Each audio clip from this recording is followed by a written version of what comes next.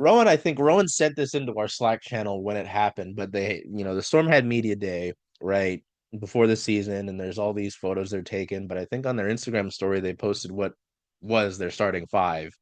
And she goes, "Oh, is this a sneak peek?" And it was. Um, I think it needs to be said before I ask this question because it's just going to be when does Erica Wheeler enter the starting five? When does, or if she does, right? Because like Christian mentioned, Jordan did enter. Noe talked a lot last season about Victoria Vivian's and what she brought for Seattle, wanting to get that 3-point percentage up. I don't think she ever really, I think she started to get it going, but then Jordan got into the starting lineup. She brought you some, she was, the kind of defender you didn't hear about too often, which I'm glad, right? Some defenders you don't want to hear about. Um, but I don't know. I have to wonder about that. I need to say this before I go into that. I don't want to disrespect Alicia Clark, right? Alicia Clark is a three-time champion. She's brought she's been part of two titles here. She's still going to be a valuable part of this team. She has to be, considering the money that she's getting, right? Um, and she will be. I mean, with the length that this team has, like you're gonna need her as well. So I don't know. I throw that down. Like I don't think you're touching the rest of the starting four. There's no reason to touch Sky, Gabby, NECA, Ezzy. It's just this one little position you've got, and like Christian mentioned, Gabby's on a two. She's having great games right now, but I'd like to. I think you can do better slotting Eric in there at the two. Um, and with how I don't think the bad starts have been a trend for them necessarily, right? I mean, the Minnesota game was bad. You guys can correct me if I'm wrong on this, but I don't think it's like every game is like, gotta dig out of the sludge again, right?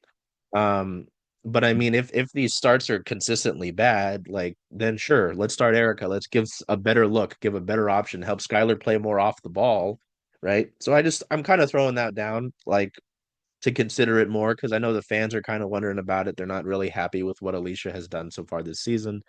Um, I don't know. Is it something they should do, or is it better to have Erica come off the bench and, give you a spell? Christian, what do you think?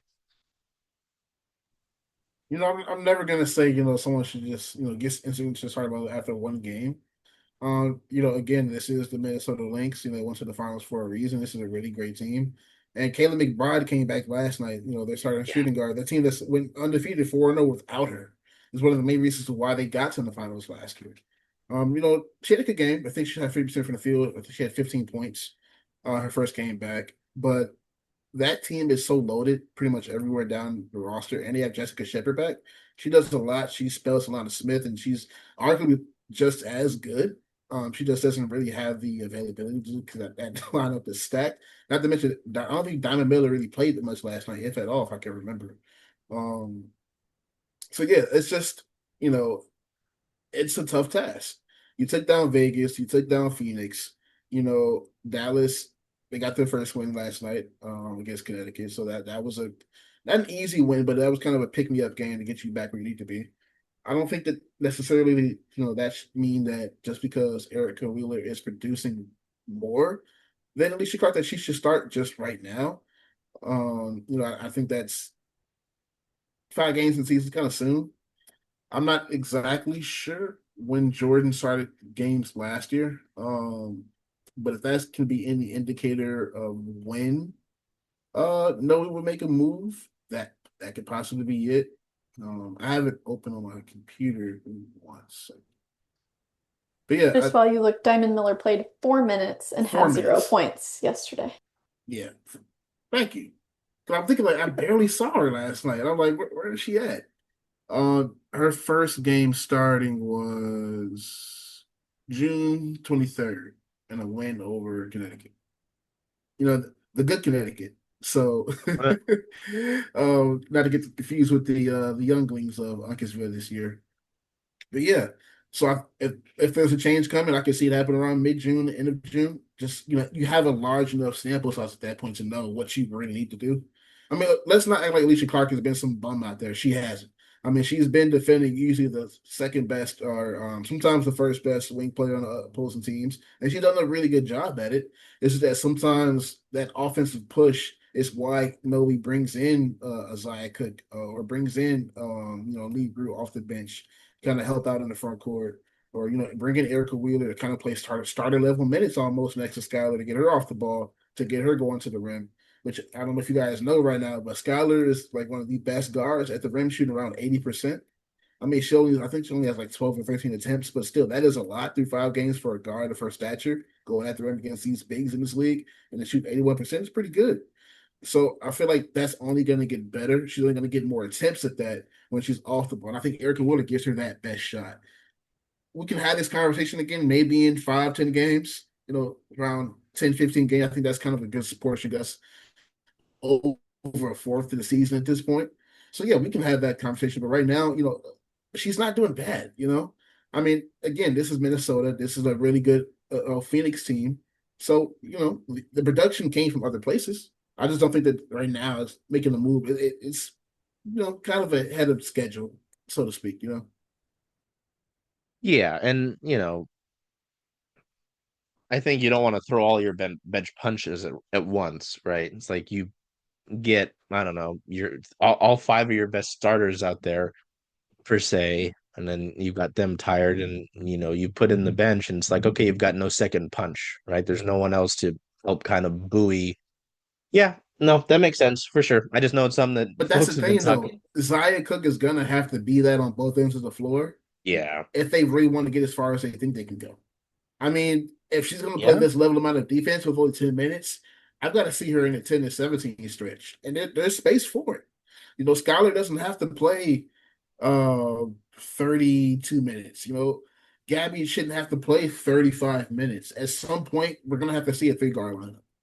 That's yeah, just really just to get your veterans, a team full of veterans. We keep saying this all year. That's what it was going to be. Ample rest. You can't have them, yeah. tied out here before game 20. So yes, Zaya, Lexi, they're gonna have to be out there.